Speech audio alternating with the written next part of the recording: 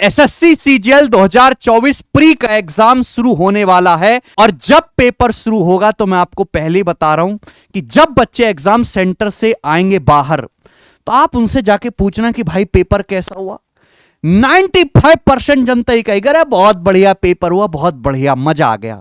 लेकिन जब उनको कोने में ले जाके आप पानी वानी पिला के पूछोगे पेपर कैसा हुआ, तो मेरे दोस्तों 70-80% बालक ये बोलेंगे यार पेपर तो ठीक था, मुझे आता भी था, लेकिन समय कम पड़ गया।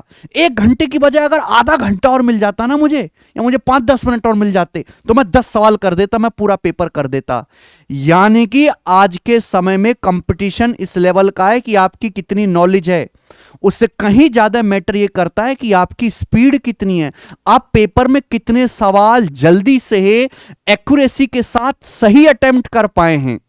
और कट ऑफ इतनी हाई पहुंच चुकी है कि आपको फाइनल सिलेक्शन के लिए कम से कम 80% स्कोर चाहिए।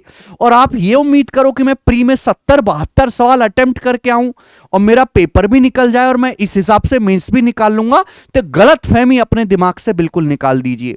मिनिमम 90 क्वेश्चन आपको पेपर में अटेम्प्ट करने पड़ेंगे। पेपर का लेवल वही आना है, कोई बहुत ज्यादा चेंज नहीं होना है। मॉडरेट, इजी टू मॉडरेट ही आपका पेपर आएगा। हां, 1-2 शिफ्ट जरूर ऊपर आ सकती हैं।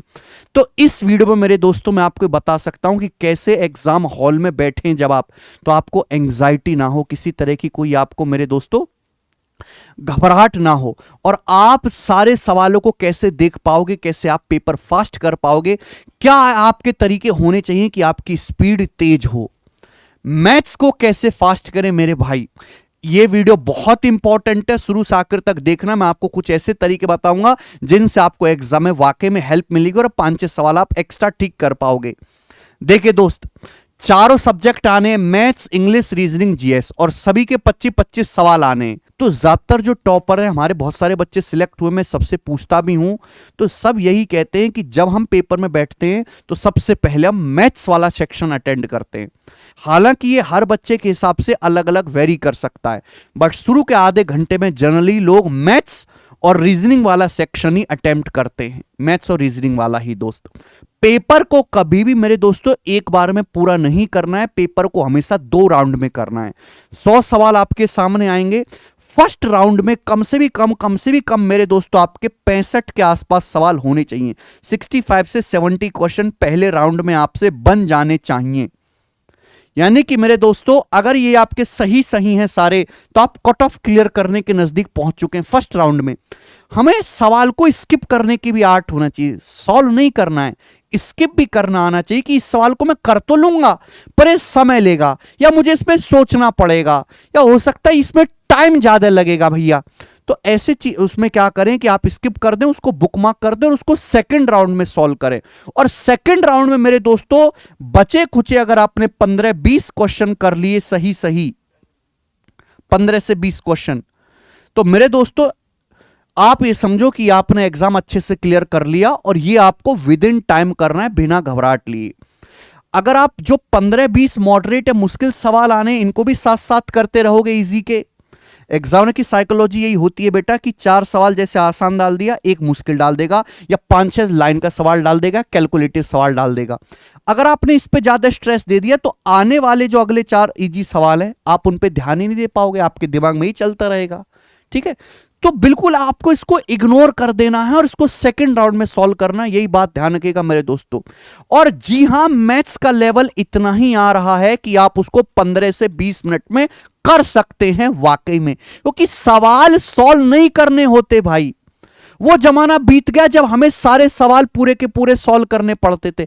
आज हमारे पास बहुत सारे ऐसे मेथड्स हैं, टीचर्स ने बहुत सारे ऐसे मेथड इजाद कर रखे हैं, बहुत सारी चीजें आपको बैचेस में सिखाई जाते हैं, यूट्यूब पे पढ़ाई जाती है, जिससे कि आप कम समय में ज्यादा सवाल कर पाओगे सही एक्यूरेसी के साथ। वो सब तरीके क्या हैं दोस्त? सारे सवाल मेरे दोस्तों इन तरीकों से नहीं होने वाले हैं, लेकिन जितने होंगे कम से कम वो तो आपको करने चाहिए। मैं बात कर रहा हूं मोस्टली अर्थमेटिक अंक गणित की। आपको यूनिट डिजिट इकाई का अंक चेक करना है मेरे दोस्तों। अगर आप देखते हैं कि मेरे पास 4 ऑप्शन है, हर ऑप्शन के इकाई का अंक अलग अलग है, लेकिन आंसर अप्रोक्स नहीं है, आंसर एग्जैक्ट है, तो मैं इस सवाल को पूरी कैलकुलेशन क्यों करूंगा? मैं केवल यूनिट डिजिट इकाई का अंक मैच करूंगा मेरे दोस्त। बहुत हेल्प करता है मेरे प्यारे भाई। अगर आपने पेपर में एक या दो सवाल भी ऐसे कर लिए तो अपने 40 सेकंड बचा है ना, वो 40 सेकंड मेरे दोस्तों आप रीजनिंग के मुश्किल सवाल में लगाओ, वो इंग्लिश के पैसेज में पढ़ने में आप लगाओ। उसके बाद मेरे दोस्तों मल्टीपल चेकिंग सवाल में मेरे दोस्तों आप ये देखो कि आंसर 8 से कटेगा, 11 से, 13 से, 17 से, 23 से, किस संख्या से कटने वाला नंबर आंसर बनना चाहिए, बहुत हेल्प होती है इससे। दूसरा मेरे दोस्तों, अगर किसी सवाल के ऑप्शन बहुत दूर दूर हैं, तुरंत सचेत हो जाइए कि मुझे पूरा सवाल सॉल्व ना करके इसकी कैलकुलेशन लगभग में करनी है। पेपर में दो सवाल, एक या दो सवाल जरूर ऐसा आएगा जो हिट एंड ट्रायल से ही हो जाएगा, मतलब आप सवाल पढ़ के ही उसका ऑप्शन गैस कर पाओगे कि हां यही सवाल का आंसर हो सकता है। त्रिकोणमिति में, अलजेब्रा में और कुछ ज्योमेट्री में भी मेरे दोस्तों ऐसे सवाल होंगे, बहुत ज्यादा नहीं, जिनमें आप वैल्यू पुटिंग लगा के सवाल को बहुत हल्का और छोटा कर सकते हो रादर देन आप उसको पूरा डिटेल में करने के। ऑप्शन एलिमिनेशन, ऑप्शन एलिमिनेशन हर किसी सवाल में लगाने की सोचिए कि मुझे करना ना पड़े, जो सवाल का आंसर हो ही नहीं सकता ऐसे ऑप्शन को फटाक से हटा दिया करो। और अगर आपको किसी सवाल में इक्वेशन सॉल्व करनी है, क्वाड्रेटिक इक्वेशन बन रही है या कोई अलजेब्रा की इक्वेशन बन रही है, तो मैं ऑप्शन से देख लूंगा कि भाई इस सवाल, इस इक्वेशन को ये ऑप्शन संतुष्ट कर रहा है, ये आंसर होना चाहिए। हम पूरी कैलकुलेशन के चक्कर में नहीं पड़ेंगे। और डिजिटल सम एक ऐसा टूल है मेरे प्यारे भाई जो बहुत लंबी लंबी कैलकुलेशन को कम समय में आपको करके देगा। बहुत सारे बच्चे जब मॉक टेस्ट लगाते हैं या खुद सेल्फ स्टडी करते हैं तो इन सब मेथड का इस्तेमाल ही नहीं करते। जब आप इन सब मेथड का इस्तेमाल ही नहीं करोगे मॉक टेस्ट लगाते टाइम या पढ़ते समय या नोट्स बनाते समय, तो आप कैसे एग्जाम हॉल में इन सब मेथड्स को लगा पाओगे? हर चीज प्रैक्टिस के थ्रू आती है, प्रैक्टिस के थ्रू। अगर हम बच्चे को केवल बेसिक बेसिक मेथड ही पढ़ाएंगे और ये सब चीज सिखाएंगे नहीं, तो बच्चा कभी इनका इस्तेमाल सीखेगा ही नहीं, और बच्चा तो फिर पेपर सही तो करेगा लेकिन समय लेगा। समय नहीं लेना है। और आप कहोगे सर ये तो अर्थमेटिक में होगा, हम एडवांस मैथ में क्या करेंगे? जब से टीसीएस आई है ना मेरे भाई, अर्थमेटिक मैथ पे ज्यादा जोर है, एडवांस मैथ का लेवल उतना नहीं है जितना 2016 से पहले होता था। 2016 से पहले एडवांस मैथ के बहुत ही अच्छे क्रिएटिव कंस्ट्रक्शन वाले, 2017 में भी बहुत अच्छे अच्छे सवाल आए। आजकल एडवांस मैथ के ज्यादातर क्वेश्चन जो हैं, एक दो सवाल को अगर हम हटा दें तो सीधे फॉर्मूला बेस्ड आते हैं, थ्योरम बेस्ड। यानी कि अगर आपको थ्योरम और फॉर्मूला बहुत अच्छी तरीके से रटे हुए हैं तो आप एडवांस मैथ के सवालों को कर ले जाओगे। तो एडवांस मैथ में एक ही चीज मैटर करते कि आपको हर एक फॉर्मूला याद होना चाहिए, हर एक शॉर्टकट आपको पता होना चाहिए, आप कर ले जाओगे मेरे दोस्त। ठीक है, 2017 से पहले हम जिस तरीके से मैथ पढ़ते थे ना, टीसीएस के आने के बाद वो बिल्कुल चेंज हो गया।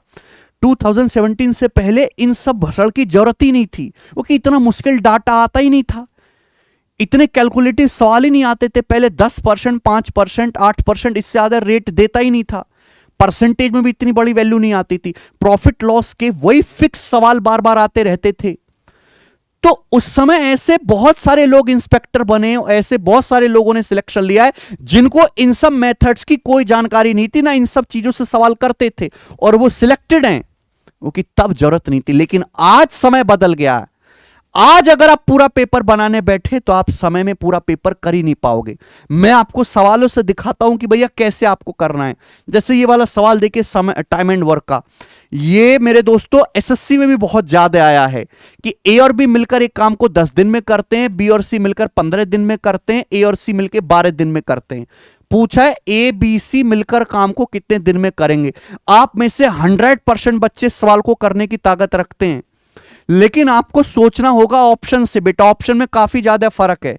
आप ये देखिए कि दो लोग हैं ए और बी, दो लोग ए और बी मिलकर किसी काम को 10 दिन में कर रहे हैं।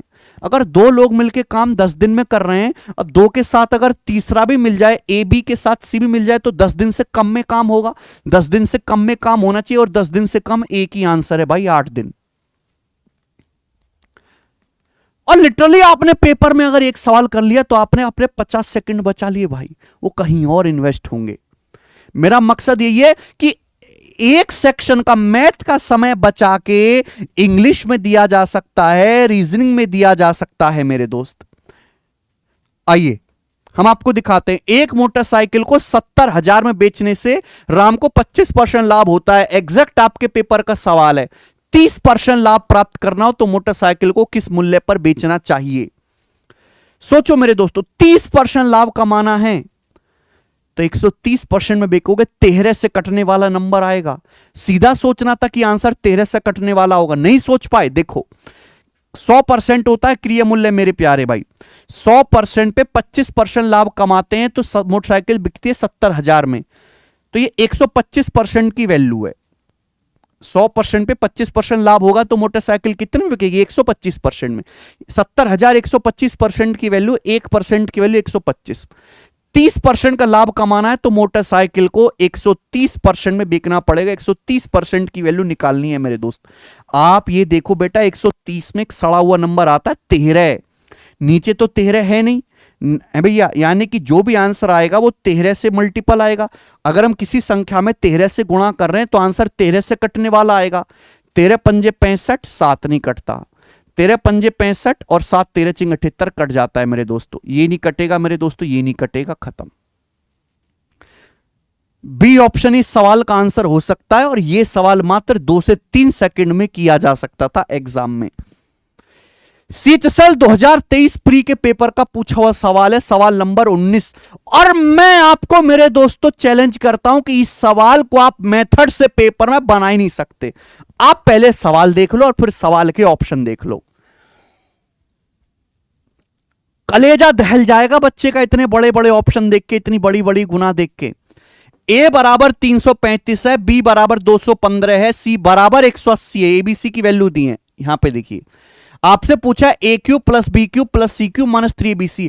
100% बच्चे को फॉर्मूला याद है, सबको इसका कॉन्सेप्ट पता है, लेकिन फिर भी बहुत ही गिने चुने बच्चे होंगे जो इस सवाल को पेपर में एज इट इज ठीक कर पाए होंगे। क्यों? कैलकुलेशन की वजह से। आप देखोगे सर ऑप्शन की इकाई का अंक 0 है, यानी कि यहां तो यूनिट डिजिट भी हम मैच नहीं कर सकते। कैसे करो दोस्त, सोचो कैसे कर सकते हैं। डिजिटल सम भी आप लगा सकते हो यहां पर। एक और बढ़िया तरीका है भाई, 335 ये जो नंबर है ये किससे कटता है? 5 से। 215 किससे कटता है? 5 से। 180 किससे कटता है? 5 से। ये तीनों संख्याएं 5 से कटने वाली हैं, 5 से, तीनों ही संख्याएं। यहां पे क्या हो रहा है? पावर 3, ये पावर 3, ये पावर 3, या ना एबीसी की 3 बार गुणा करेंगे पावर 3, यानी कि ये भी अगर ये ए बी सी तीनों 5 से कटने वाले हैं तो इनका क्यूब, 5 का क्यूब 125, 125, 125, 125, यानी कि मेरे दोस्तों हर एक टर्म 125 से कटने वाली होगी और आंसर भी 125 से कटेगा।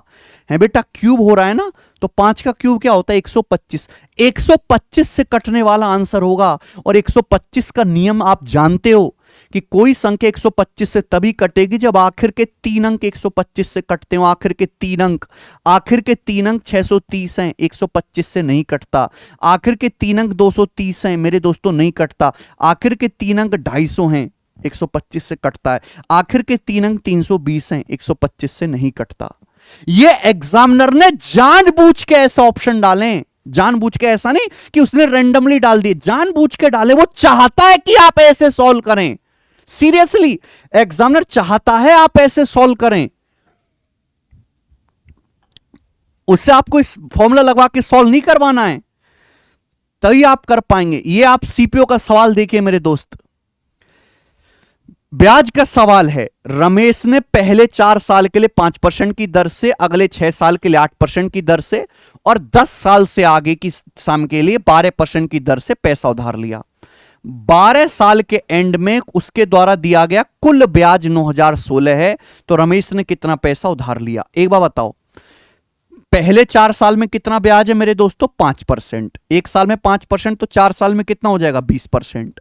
फिर अगले 6 साल के लिए कितना ब्याज है? 8%। 1 साल में 8% तो 6 साल में कितना हो जाएगा? 48%, 48%। तो ये 4 और 6 10 साल हो गए, 4 6 10 साल हो गए, 2 साल बचे। अगले 2 साल में ब्याज की दर 12% है, तो 1 साल में 12, 2 साल में कितना ब्याज होगा? 24%। तो ये तो आपको करना ही पड़ेगा। आप ये समझो कि हम यहां भी कोई ट्रिक लगा लें, ये पॉसिबल नहीं है। इतना प्रोसेस तो करना ही है। तो आप मुझे बताओ, आपको टोटल ब्याज कितना मिलेगा? 72, 20, 92, 92% ब्याज मिलेगा। ऐड कर लीजिए। और आपको ब्याज मिला कितना, 9,016। तो 92% की वैल्यू 9,016 रुपए के बराबर है। आपसे पूछा उधार ली गई राशि 100% पूछा है, ये 92% की वैल्यू है। 1% की वैल्यू क्या होगी, 92 से भाग देंगे। आपसे पूछा 100% की वैल्यू यानी कि मल्टीप्लाई बाय 100। ये मुझे कैलकुलेशन करनी है फाइनली। अब मैं इसका भाग दूं, मैं कर लूंगा, लेकिन उसमें भी टाइम लगेगा ना। आप ये देखो, अगर 92% 9,016 है तो 100% तो 9,016 से बड़ा आएगा। एक बार बताओ, जब मैं ये देखता हूं तो यहां पे 100 से गुणा हो रही है, 100 का मतलब एंड में 2 जीरो, एंड में 2 जीरो मेरे भाई, डबल जीरो एंड में। या तो 92 इस संख्या को पूरा भाग देगा, अगर पूरा भाग देगा तो एंड में 2 जीरो आना चाहिए, अगर पूरा भाग नहीं दिया तो बेटा एंड में आना चाहिए 5। जैसे मेरे दोस्तों ध्यान से सुनिएगा मेरे प्यारे भाई, आप 23 या इसको इसी को समझ लेते हैं, 9,016 को अगर आप 92 से भाग दे रहे हैं या तो पूरा पूरा डिवाइड होगा, अदरवाइज मेरे दोस्तों पूरा पूरा डिवाइड नहीं हुआ तो दशमलव के बाद जाएगा, और दशमलव के बाद 5 ही बचना चाहिए। क्योंकि जब भी हम मेरे दोस्तों बटे 2 से डिवाइड करते हैं तो दशमलव के बाद 5 ही आता है। 1/2 की कुछ भी पावर करेंगे, डेसिमल के बाद 5 आता है जरूर। लेकिन आप यहां पे देखोगे तो इन दोनों के एंड में तो डबल जीरो है नहीं, इस ऑप्शन के एंड में डबल जीरो। ये आंसर हो सकता है ये आंसर। और आप देखो कि ये 6 है, 2 से 6 पे जाना है तो या तो 2 तिया 6 जाऊंगा, या फिर 2 अट्ठे 16 पहाड़ा होता है, 2 अट्ठे 16 पहाड़ा होता है, 2 अट्ठे 16। देखो ये 8 भी है। एक्चुअल पेपर का सवाल और एक्चुअल ऑप्शन, और आपको इस तरीके से सोचना है। देखो मैं आपको बताने में समय ले रहा हूं, ऐसा नहीं कि आप पेपर में करने में समय लेंगे, करने में आपको समय नहीं लेना है पेपर में। ये आप सवाल देखेंगे एलजबरा का x + 1/x 7, x की पावर 6 + 1/x की पावर 6 का मान क्या होगा। अब आप इस सवाल के ऑप्शंस देख लीजिए। इस सवाल के ऑप्शंस में हर एक में इकाई का अंक मेरे दोस्तों यहां पर सेम है, यूनिट डिजिट तो लगेगा नहीं, लास्ट के 2 डिजिट भी मेरे दोस्तों सेम है। तो पावर 1 से पावर 6 में जाना है तो पहले आप पावर 3 निकालो, x³ + 1/x³। ये वीडियो केवल उन्हीं बच्चों के लिए जिन्होंने पूरा सिलेबस पढ़ रखा है, जिनको कॉन्सेप्ट की नॉलेज हो चुकी है। k³ - 3 के मेरे प्यार में 322 आ गया, x³ + 1/x³। अब पावर 3 से पावर 6 में जाना है, फिर स्क्वायर कर दो, k² - 2 मेरे दोस्तों। आप बोलोगे हाँ जी सर, ये 322 का स्क्वायर माइनस का 2 ये आएगा। ठीक है भाई, आप बोलोगे हाँ जी सर बिल्कुल सही। 322 में बेस 22 है, 22 का स्क्वायर 484 - 2 82 आएगा एंड में। ये तो आंसर है नहीं भाई, क्लियर है। अब आप सोचो कि इसका आंसर क्या होगा। या तो आप 322 का स्क्वायर निकालो, लेकिन 322 का स्क्वायर निकालना भी टाइम लेगा कि नहीं लेगा, समय तो लगेगा। या फिर आप यहां पे मेरे दोस्तों बेस्ट है डिजिटल सम, 2 2 4 3 7 7 हो गया, 7 का स्क्वायर 49 हो गया, 49 में से 9 हटा दिया, 4 बच गया, 4 में से 2 घटाएंगे 2, तो आंसर का डिजिटल सम 2 आना चाहिए, 2। आप ये देखिए 8 1 9 हो गया, 6 3 9 हो गया मेरे दोस्तों, और ये 2 1 3 3 डिजिटल सम है। 8 और 1 9 हो गया, 6 3 9 हो गया, 2 डिजिटल सम है। 8 और 1 9 हो गया, 8 2 10 3 13 4 हो गया, गलत। एक ही ऑप्शन है 2 डिजिटल सम वाला, यही आंसर है। बात समझे। अब आप कहोगे सर अगर डिजिटल सम मैच कर जाता 2 ऑप्शन का तो फिर कैसे करते, तो फिर कोई और जुगाड़ ढूंढते, कोई और जुगाड़ फेल हो जाता तो हम सीधी सीधी कैलकुलेशन करते फिर छोटे बच्चे की तरह। अरे जब सारे हथियार हमारे फेल हो गए है ना, हमने सुई से लेकर तलवार तक सब यूज कर लिया, तो अब सिंपल बेसिक कैलकुलेशन कर लो, उसको किसने रोका है। लेकिन उससे पहले तो जितने हमारे पास हथियार हैं उनका इस्तेमाल करिए पेपर को सॉल्व करने में। मैंने यूट्यूब पर बहुत सारे मॉक टेस्ट सॉल्व कराएं और हर सवाल में मैंने यही अप्रोच सिखाने की कोशिश करी है मेरे दोस्तों कि कैसे आप सवाल को कम समय में कर सकते हैं। मैं मेरे दोस्तों बेसिक अप्रोच तो सीखनी है, बेसिक अप्रोच सीख लिया आपने, लेकिन उसके आगे होता है एक एग्जाम अप्रोच। वो एग्जाम अप्रोच मेरे दोस्तों आपको सिलेक्शन दिलाएगी जो हम बच्चों को सिखाने की कोशिश करते हैं। मैंने अपने इस चैनल पे 2022 के जितने भी पेपर हुए सबका सॉल्यूशन करा रखा है, 2023 में जितने एग्जाम हुए सबका पेपर करा रखा सॉल्यूशन मैंने, 2024 में अभी तक जितने भी पेपर हुए सबका सॉल्यूशन करा रखा है मैंने, बेस्ट क्वेश्चंस का, सारों का नहीं, बेस्ट सवालों का। आप उन वीडियोस को जाके देखिएगा, उनमें आपको एक्चुअल में पता चलेगा। जिन बच्चों का सिलेबस पूरा हो चुका है वो सभी बच्चे उन वीडियोस को जाके देखेगा प्लेलिस्ट में। एक बार मैं आपको प्लेलिस्ट यहां पे खोल के भी दिखा देता हूं। ये देखिए, एसएससी 2022 एग्जाम में आए बेस्ट क्वेश्चंस, 6 वीडियो हैं अलग अलग एग्जाम के। एसएससी 2023 एग्जाम में आए बेस्ट क्वेश्चन 10 वीडियो हैं, CGL, CHSL, CPO, MTS, selection post, हर एग्जाम के बेस्ट क्वालिटी क्वेश्चंस मैंने करा रखे हैं। और अभी तक ये प्लेलिस्ट की वीडियो तो मिस ही नहीं करनी। SSC 2024 exam best question solution मैंने सीएचएसएल 2024, आपका जो है selection post 2024, CPO 2024, arithmetic advance, SSC GD 2024, इन सभी एग्जाम के बढ़िया बढ़िया सवाल सॉल्व करवा रखे एग्जाम अप्रोच के साथ। तो एक बार आप जाके इन वीडियोस को देखो, ठीक है। किसी टीचर्स ने नहीं करवा रखे इतने डिटेल में, इतनी सारी मेहनत कोई नहीं करता भाई। मैंने बहुत सारा कंटेंट फ्री में डाल रखा है यूट्यूब पर। आपको आपकी अप्रोच में सुधार होगा और आप सीख पाओगे कि हां हमें पेपर में कैसे जल्दी करना है। जब आप मॉक टेस्ट लगाएं घर पे तो बहुत सारे बच्चों को घबराहट होती है कि कहीं यार मैंने यूनिट डिजिट मैच कर लिया, कहीं गलत तो नहीं, मैं एक बार पूरा करके देख लेता हूं। इस घबराहट को दूर कर दो और अपने आप पे भरोसा रखो। जब आप मॉक टेस्ट लगाते समय इन अप्रोचेस का इस्तेमाल करोगे तो ही तो आपके अंदर की घबराहट दूर होगी, कॉन्फिडेंस बढ़ेगा और आप रियल एग्जाम हॉल में भी इस तरीके से सवाल कर पाओगे, ठीक है। सारा का सारा खेल माइंड का है। माइंड को जैसी ट्रेनिंग दोगे, जिस हिसाब से आप प्रैक्टिस करोगे, उसी हिसाब से आपको जो है एग्जाम में करने का मौका मिलेगा और वैसा ही आपको फल भी मिलेगा मेरे दोस्त, ठीक है। तो आप इन प्लेलिस्ट की वीडियोस को जरूर जाके देखिएगा सभी लोग। और देखो, बिना समय बचाए तो आपका सिलेक्शन होना है नहीं। लास्ट में एक ही बात मैं कहना चाहूंगा कि कम समय में दूसरों से ज्यादा सही सवाल करके ही सिलेक्शन लिया जा सकता है। आप 80 सवाल सही करके आ रहे हो, दूसरा भाई भी 80 करके आ रहा है, किसी का नहीं होगा, अरे उसका होगा ना जो 82 करके आ रहा है। मेरे दोस्तों, आपको बेहतर करना है लेकिन दूसरों से भी बेहतर करना है, इसलिए तो इसका नाम कंपटीशन है। और बिल्कुल गला काट प्रतियोगिता होनी है इसमें। क्यों? क्योंकि आपका कंपटीशन उन बच्चों से भी है जो ऑलरेडी सिलेक्ट हो चुके हैं, है ना, जिनका ऑलरेडी साउथ में काम कर रहे हैं, नॉर्थ में ट्रांसफर लेना चाहते हैं, जो एमटीएस में सिलेक्ट हो चुके हैं, जो सीएचएसएल की जॉब में सिलेक्ट हो चुके हैं, उनके साथ भी आपका कंपटीशन है। बहुत सारे ऐसे बच्चे भी हैं जो कई सारे टीचर से पढ़ चुके हैं, जो 3-3, 4-4 साल से तैयारी कर रहे हैं, जो इस बार पूरी तैयारी के साथ हैं, उनसे भी आपका कंपटीशन होना है। तो अगर आप कुछ ऐसा यूनिक सा नहीं करोगे तो दोस्त आपको एक यूनिक जॉब कैसे मिल पाएगी दोस्त, ठीक है भाई। ये, और ऐसा नहीं कि पहली बार में लोगों के सिलेक्शन नहीं होते, या पहली बार में टॉप रैंक नहीं आती, या पहली बार में लोग इनकम टैक्स इंस्पेक्टर नहीं बनते। मनमोहन सिंह है कानपुर से, फर्स्ट टाइम इंटरव्यू पढ़ा हुआ है, फर्स्ट टाइम पे सिलेक्शन लिया भाई ने, पूरा बैच पढ़ा था। और सबसे अच्छी बात ये थी कि जीरो टू हीरो बैच से तो इन्होंने पढ़ाई था, यूट्यूब की सारी फ्री क्लासेस देखी थी और उससे और ज्यादा बेनिफिट हुआ, ठीक है। 97 रैंक थी इनकी, 97, और 100% स्कोर किया था मैथ में फर्स्ट अटेम्प्ट में। आप भी कर सकते हो, आप में भी इस भाई के बराबर क्षमता है। बस आपको सही दिशा में पढ़ना है, सही टीचर से पढ़ना है, सही कंटेंट पढ़ना है, सही मेथड से पढ़ना है, सही स्ट्रेटजी से पढ़ना है, और वही आपको एग्जाम हॉल में जाके अप्लाई करनी है। और एंड में आप सभी के होने वाले एग्जाम के लिए बेस्ट ऑफ लक। जिन बच्चों का पेपर पहली शिफ्ट में होना है या स्टार्टिंग के डेज में होना है, वो घबराइए मत मेरे दोस्तों, ठीक है। वो घबराइए मत बिल्कुल भी। स्टार्टिंग में पेपर हल्का आएगा, और बता दिए मैंने आपको। बाय।